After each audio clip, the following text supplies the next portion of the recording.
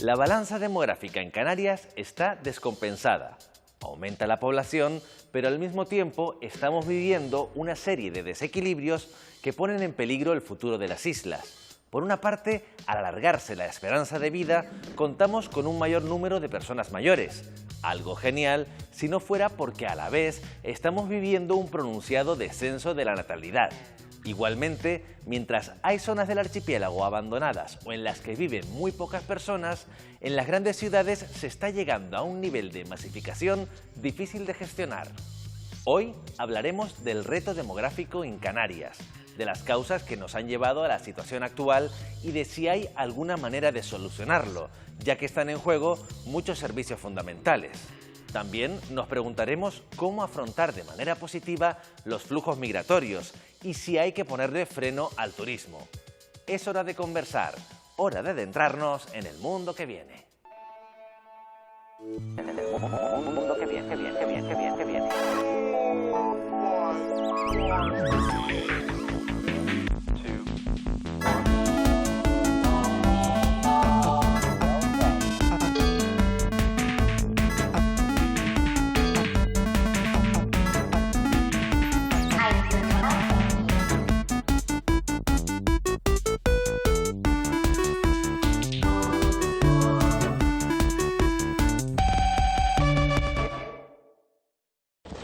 Y ahora vuela a las Islas Canarias.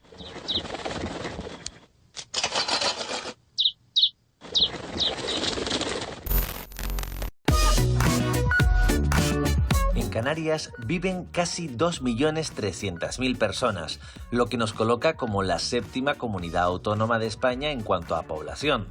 Además, las previsiones del Instituto Nacional de Estadística apuntan a que en una década habremos llegado a los 2,5 millones de habitantes. Teniendo en cuenta que somos islas y que el espacio es finito, es evidente que nos enfrentamos a un gran reto demográfico. Vicente, cuando empleamos la expresión reto demográfico, ¿a ti a qué te suena? Me gustaría hablar más de retos sociodemográficos, ¿no? Porque si hablamos solamente de la cuestión demográfica, quizás no vemos un poco más allá que hay una serie de efectos que producen los sucesos demográficos y que son realmente las cuestiones a las que debemos estar atentos, ¿no? Por ejemplo, me habla de que vamos poco a poco siendo mayores, me habla también de que hay que estar atento a las consecuencias que pueda tener la movilidad humana en nuestra región. Me habla también de que hay que estar atentos, tenemos que estar atentos a los desequilibrios en el asentamiento de la población en las diferentes islas y territorios que articulan nuestro archipiélago. O sea, me vienen muchas cosas a la cabeza. Analicemos los distintos retos a los que nos enfrentamos, empezando por el tema de la natalidad, cuya tasa ha descendido un 22% en el archipiélago en los últimos años. En el caso de la natalidad es un problema bastante importante porque supone el no poder sustentar nuestro sistema a largo plazo. El hecho de no tener suficiente mano de obra en cierto momento podría generar un colapso incluso del sistema. ¿Y sobre quién recae la responsabilidad de ganar, de lograr ese reto demográfico? Sobre la ciudadanía. Oigan, señores, pónganse a tener hijos, que es lo que hace falta. Y las condiciones necesarias, y los trabajos, y los dineros, o sea, ¿de dónde salen? No sé. La baja natalidad está muy generada por las sucesivas crisis que han ido surgiendo en España. En este caso, la generación que se ha encontrado en esa etapa de madurez durante esa etapa, esos momentos entre la primera crisis de 2008 y la sucesiva de 2020, ha generado una incertidumbre en estas personas que son incapaces de crear una vida o de pensar en una vida en la que también incluyan un niño o una niña pequeña. Por algo hemos llegado a tener unas tasas de fertilidad y tasas de natalidad tan bajas. Que antes la familia modélica era padre, madre, niño, niña. Eso era la familia ideal. Ahora es imposible, porque ahora hemos bajado a 1,3, es decir, a 1. a uno o a una. Las mismas personas que exigen que se tengan muchos hijos son los que están permitiendo que no se puedan mantener esos hijos. Ahora mismo, tener 2 hijos es una aventura importante. Tener 3 es, bueno, casi una locura, y más de 3 es muy, muy, muy raro de ver, porque no se pueden mantener con los ritmos de vida actuales, sí, eso es así. Lo de la baja natalidad también va generando otro reto demográfico que tardaremos un poco más en ver, pero que hará que esas familias que o no tienen descendencia o la tienen muy pequeña, cuando llegue el momento de que se hagan muy mayores, la política de cuidados va a tener que estar muy desarrollada, ¿no? Efectivamente, sí. Y es que cuando la población se acostumbra a no tener hijos, digamos, las prácticas demográficas normales, ¿no? Los patrones demográficos que se creen son muy difíciles de modificar, de cambiar. Nos acostumbramos pues a esa vida, tener hijos ya muy tardíamente, porque claro, también las circunstancias económicas pues no lo facilitan, ¿no? No tener empleo, no poder marcharse de casa de los padres e independizarse porque no tienes un sueldo suficiente como para hacer todo eso, ¿no? Eso es un problema social, eso hay que abordarlo, tiene que abordarlo la sociedad en su conjunto. Es un problema de la sociedad, no es un problema de los que no tienen esas posibilidades o no las han encontrado, ¿no? Entonces hay que intentar estimular que haya natalidad, ¿no? Quizá lo que tenemos que hacer ahora mismo es replantearnos la forma en la que venimos trabajando, la forma en la que se está empujando a las personas a trabajar de una manera frenética y sin descanso, para hacer otro tipo de paradigma del trabajo en el que haya tiempos para dedicarle a la familia, ya sean niños o ya sean mayores, para el descanso y para que esa productividad no se vea como días de trabajo, sino días de trabajo efectivo. Cosa que, por ejemplo, la jornada de 4 días podría mejorar, o también el hecho de poder compatibilizar tu vida con el teletrabajo, por ejemplo. La baja tasa de natalidad y quién se hará cargo de las personas mayores en el futuro puede convertirse en un importante problema a corto o medio plazo, pero hay otro que ya existe a día de hoy. Con nacimiento o sin ellos, somos muchas personas en el archipiélago y eso requiere ser gestionado. En los últimos 20 años, del año 2002 al año 2022, hemos crecido el 30%. Es decir, tenemos un tercio más de población de todo tipo, nacidos aquí o en Pekín, que es para ponerse a pensar. Lo malo ya no son solo esas cifras, sino que la distribución de personas a lo largo del archipiélago canario tampoco es homogénea. Mientras hay zonas masificadas, en especial las grandes ciudades, paradójicamente encontramos otras en las que apenas vive gente. Canarias tiene una distribución de la población pues notablemente desigual. El 85% de la población vive en Tenerife y Gran Canaria. En el resto de las islas, que son más de la mitad de la superficie del archipiélago, tienen nada más que el 12-15% de la población en este momento, ¿no? Claro, ¿por qué se concentra la población en unos determinados lugares? Bueno, pues porque los recursos, el desarrollo económico, las infraestructuras que se han ido creando, etcétera, pues han hecho mucho más atractivo el vivir, el residir en las 2 islas centrales. Que sí que a lo mejor es lo que sí deberíamos analizar, no aquel concepto de superpoblación, vamos a descartarlo, pero sí que de una distribución pues que no es la adecuada para que se pueda realizar y pensar en una Canarias sostenible, ¿no? Claro, pero ¿y quién es el que establece ese reparto? Claro, porque ¿y cómo convive ese reparto con el concepto de libertad? ¿No? Porque claro, no vas a decir, elegir. A ti te toca vivir aquí, ¿no? Claro, no, eso en la sociedad que tenemos no es posible, ¿no? No debe ser posible. ¿Crees que va a llegar un momento en el que la gente en masa acabe decidiendo abandonar las ciudades o estamos destinados a que no, que queremos vivir siempre en las ciudades y que lo de los campos y la España o la Canarias vaciada se va a quedar así? A ver, yo con el tema demográfico, las ciudades, el éxodo rural, soy bastante pesimista también. Y siempre me imagino ese momento horrible que se ve en muchas películas y series, ¿no? De futuros distópicos en los que la gente abandona la ciudad en el límite, cuando la ciudad está empezando como a autodestruirse, ¿no? O cuando los zombies están llegando o cuando se les están empezando a caer los dedos, ¿no? Siempre Y siempre permanece alguien, que es el protagonista, que sigue ahí en la ciudad solo, ¿no? De alguna forma luchando contra no sé qué.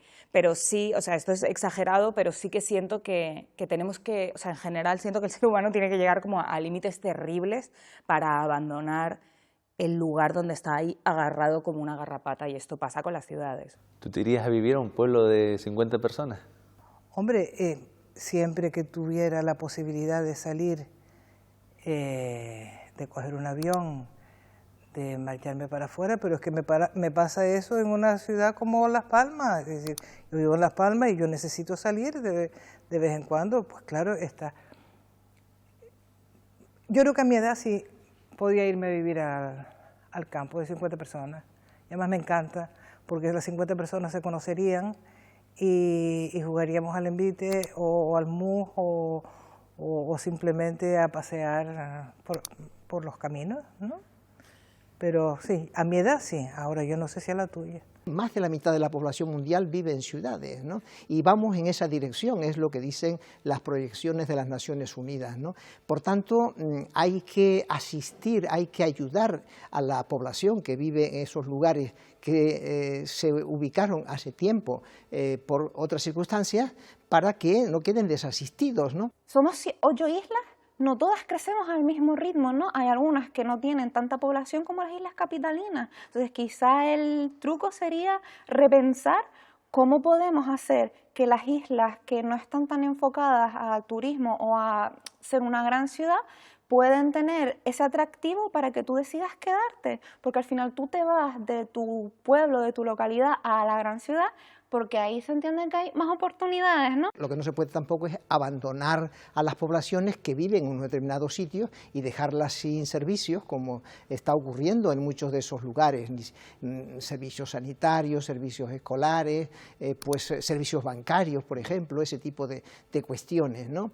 Claro que cuando dejan de ser rentables esos servicios, digamos desde el punto de vista económico, pero también social, pues se abandonan, ¿no? Y claro, esas poblaciones quedan un poco pues de la mano de Dios. Hay un semi-abandono de las condiciones sociales, sanitarias, de ciertos servicios básicos que en el campo no están, ¿no? Y eso, y sobre todo para la vida de los niños, es bastante duro. Yo creo que la esencia está en el transporte público de calidad, en la comunicación y en los servicios. Claramente, si al final determinado tipo de servicios tiene que resolverlos todos en la capital, termina haciéndose mucho más favorable, mucho más accesible vivir en el centro, con lo cual seguimos cargando de población, seguimos cargando de polución las vías, seguimos convirtiendo el territorio en una cosa en la que no nos sentimos reflejados, no nos sentimos cómodos. Yo creo que no se puede hablar de despoblación en Gran Canaria y en Tenerife, e incluso me apuro en Lanzarote y en Fuerteventura. ¿Dónde hay despoblación? Que ya está desapareciendo. En La Palma, donde de los 14 municipios, 7 pierden población. Pero claro, yo lo que recibo de mal talante es cuando alguien, y no digo quién, dice que bienvenido que La Palma tenga 150.000 habitantes dentro de 10 años. Y yo dije, no, quieto, tranquilo, caben, pero no de los próximos 10 años. Los fenómenos necesitan sedentarizar, o sea, ir poco a poco, que el territorio vaya asimilando. ¿Por qué? Porque somos islas y el territorio es el que es, no hay más. Y eso es lo que nos fuerza a analizar, en toda su complejidad, los flujos migratorios.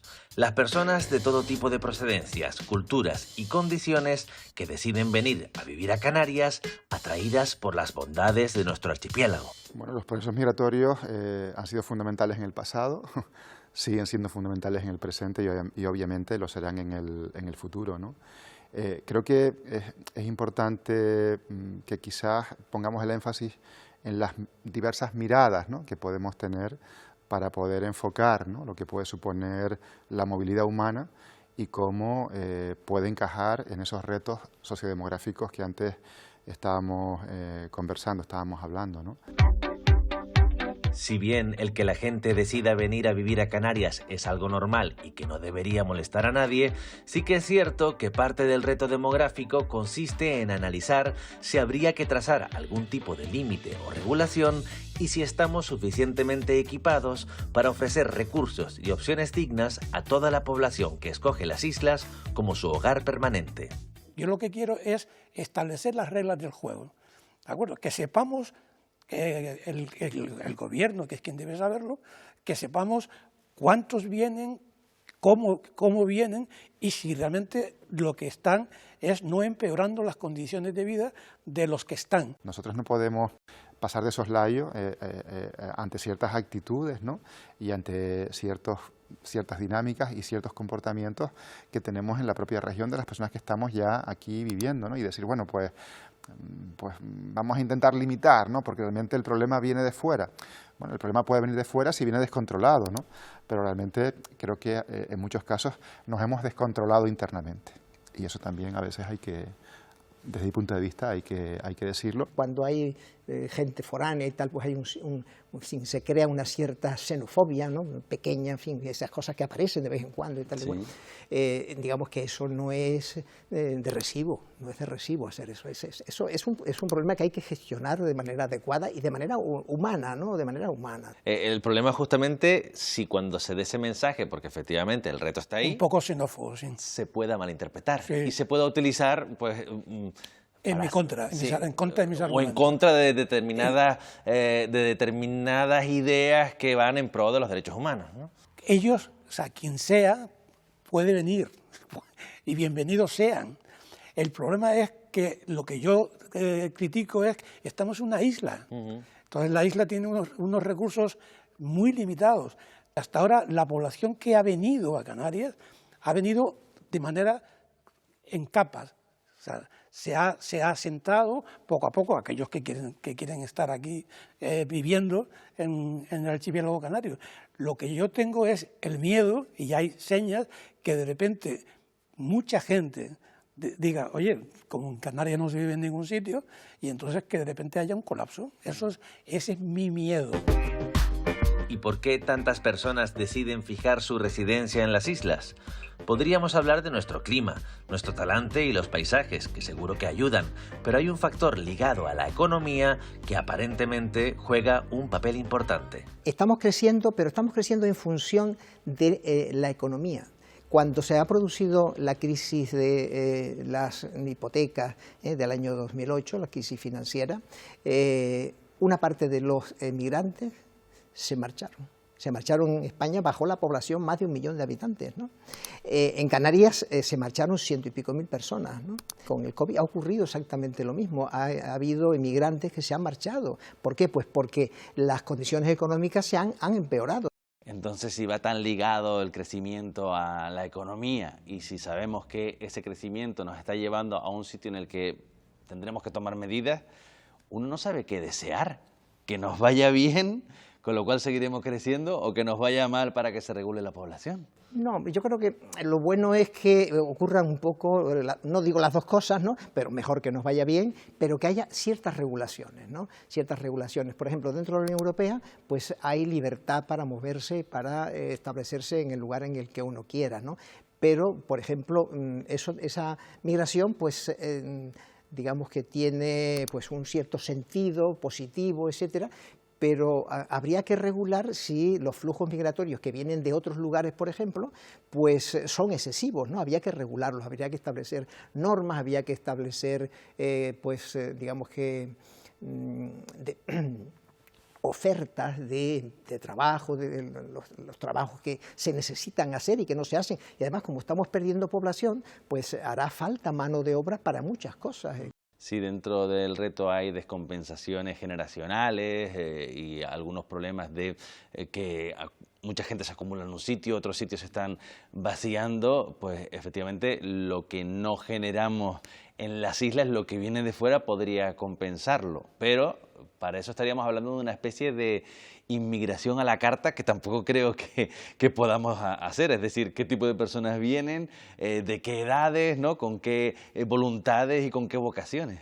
Sí, eso es muy complejo, ¿no? Y además hasta sería injusto, ¿no?, tener una visión materialista, una visión de que las personas migrantes las queremos simplemente para cubrir lagunas, para que nos ayuden a solventar dificultades, ¿no? Y en esa movilidad lo que hay que hacer es encontrar, ¿no?, fórmulas políticas, públicas, que nos ayuden a recolocar las piezas.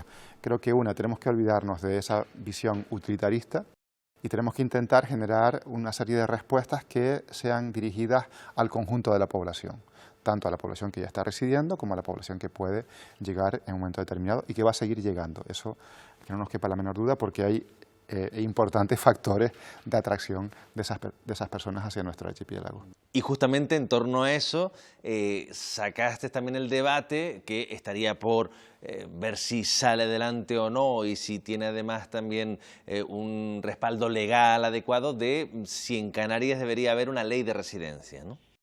Bien, la ley de residencia es muy difícil que la haya. Yo, por ejemplo, sería incapaz de decir, no, sobra alguien. Jamás he dicho que sobran.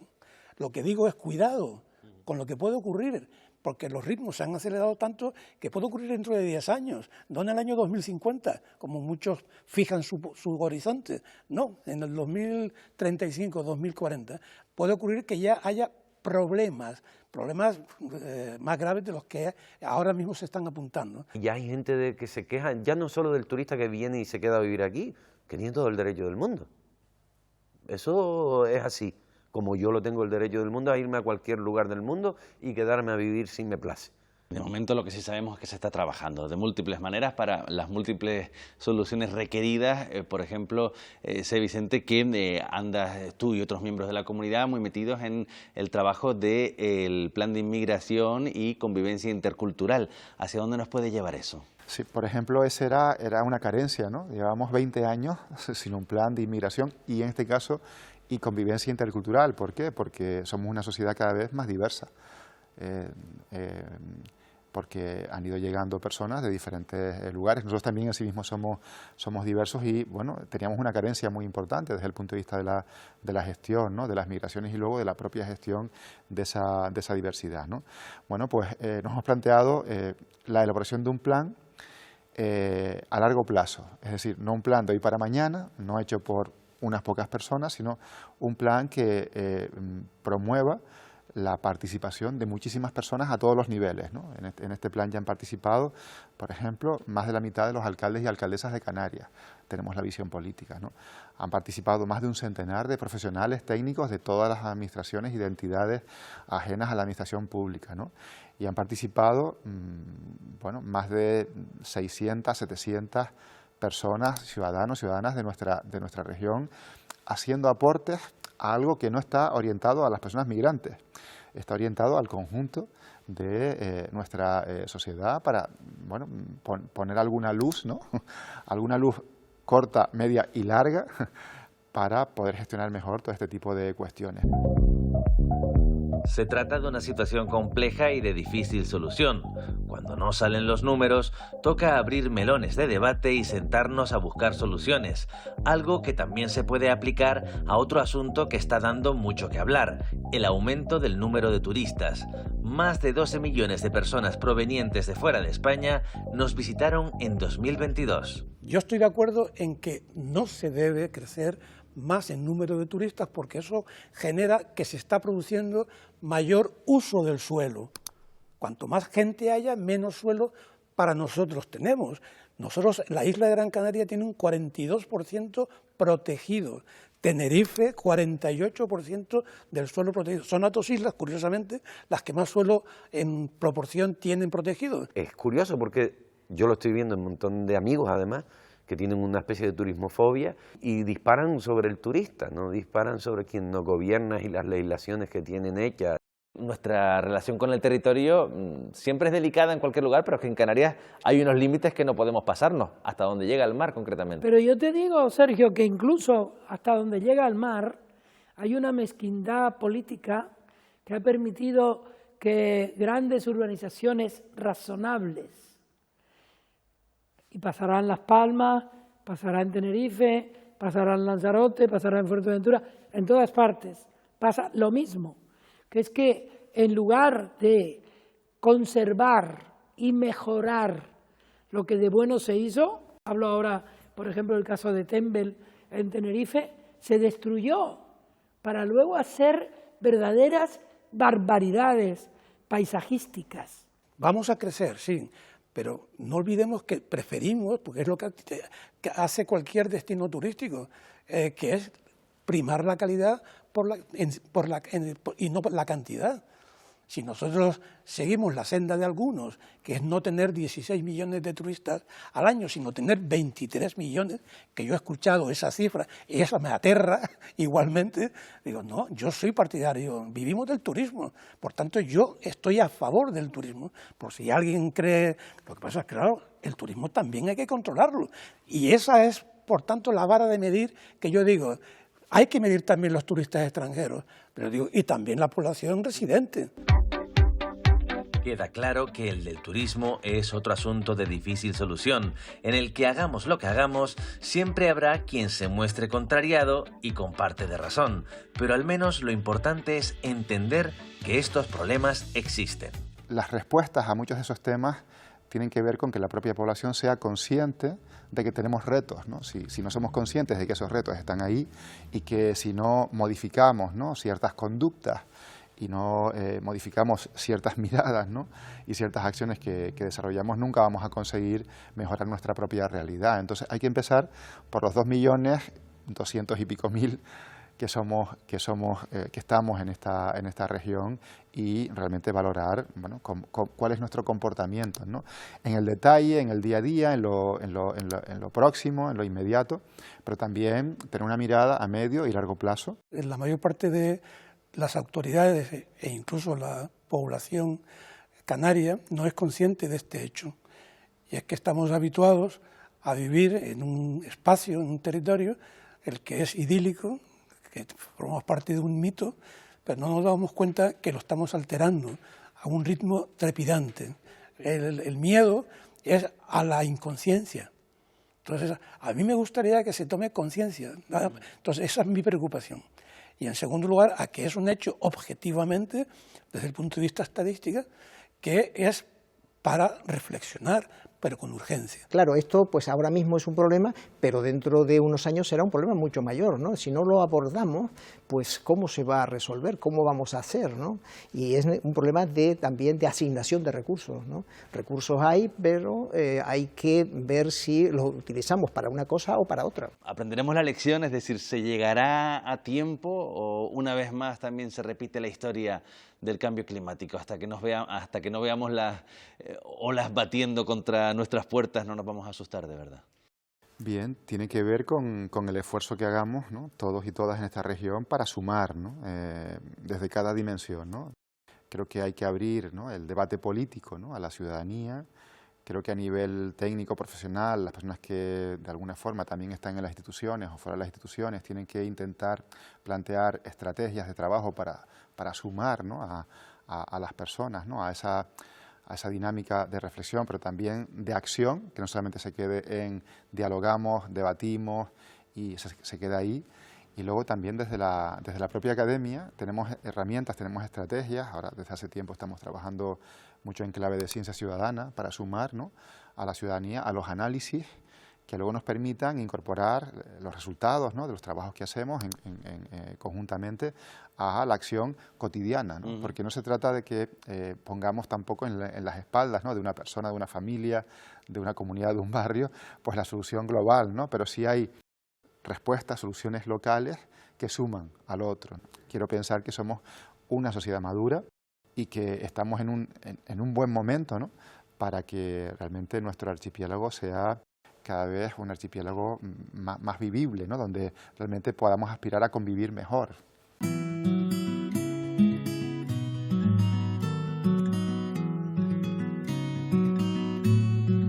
Somos 7,9 billones de seres humanos en el mundo, 7,9 billones de cuerpos, con sus miedos y su memoria, y sus deseos y sus dolores y sus alegrías. Seres humanos a los que une un territorio, una idea o el amor. Dicen que somos una población envejecida, pero antes de que vengan más, deberíamos pensar qué mundo estamos dejando, qué oportunidades y qué esperanza y qué igualdad. Antes de agolparnos en el asfalto, deberíamos pensar si la vida está realmente donde hay más gente, si se puede producir y consumir de otra manera más sostenible, si necesitamos tanto, si no se podrá redistribuir, si todo tu tiempo es trabajo y todo tu trabajo es para pagar un alquiler y casi nada más, si especular no tiene límites. Somos 7,9 billones de personas y si hacemos todo lo que queremos, todas a la vez, esto se acaba.